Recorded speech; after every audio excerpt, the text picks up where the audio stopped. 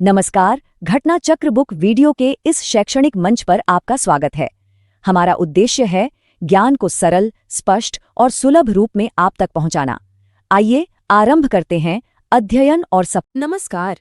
कभी सोचा है कि भारत का संविधान सबको बराबरी का हक देने का जो वादा करता है वो असल में पूरा कैसे होता है?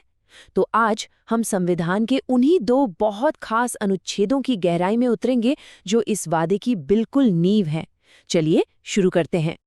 तो सबसे पहला और शायद सबसे बड़ा सवाल जो दिमाग में आता है वो ये है कि क्या सरकार यानी कि स्टेट अपने ही लोगों के साथ कोई भेदभाव कर सकती है?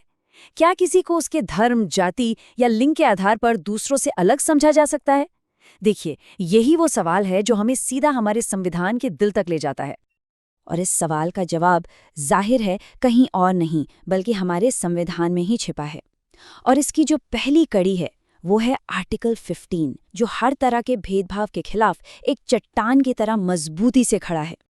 तो आर्टिकल 15 कहता क्या है? ये बिल्कुल साफ साफ कहता है कि स्टेट किसी भी नागरिक के साथ भेदभाव नहीं करेगा।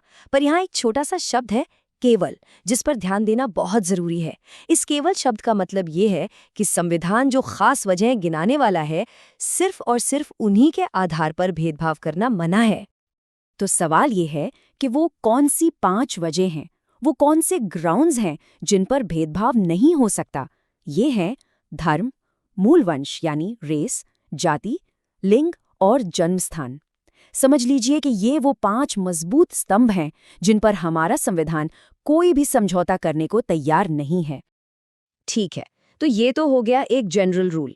अब आगे बढ़ते हैं और देखते हैं कि ये जो सिद्धांत है ये असल जिंदगी में, खासकर जब बात सरकारी नौकरियों की आती है, तो वहाँ ये कैसे काम करता है।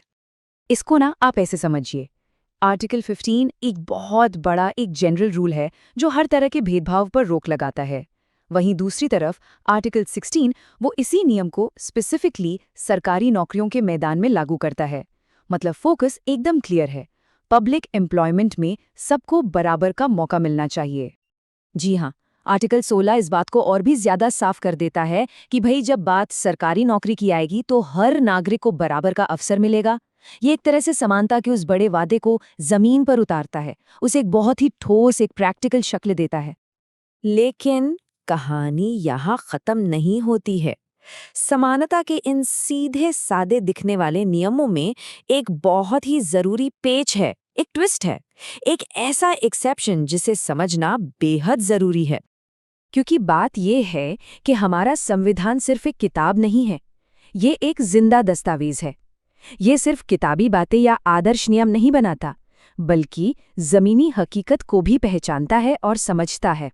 और बस इसी समझ से एक और बहुत ही जरूरी पहलू सामने आता है।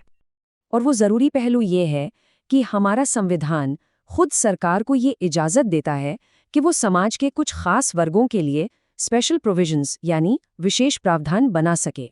आर्टिकल 15(4) और 16(4) स्टेट को ये ताकत देते हैं कि वो पिछड़े वर्गों, अनुसूचित जातियों और जनजातियों को समाज में आगे लाने के लिए, बराबरी पर लाने के लिए जरूरी कदम उठाएं। और इसी को हम आम भाषा में आरक्षण या रिजर्वेशन के नाम से जानते हैं।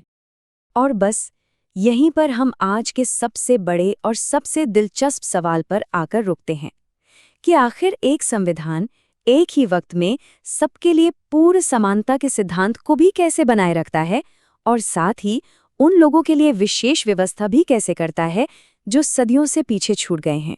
यही संतुलन साधना आप कह सकते हैं भारतीय लोकतंत्र की सबसे बड़ी खूबी भी है और शायद सबसे बड़ी चुनौती भी।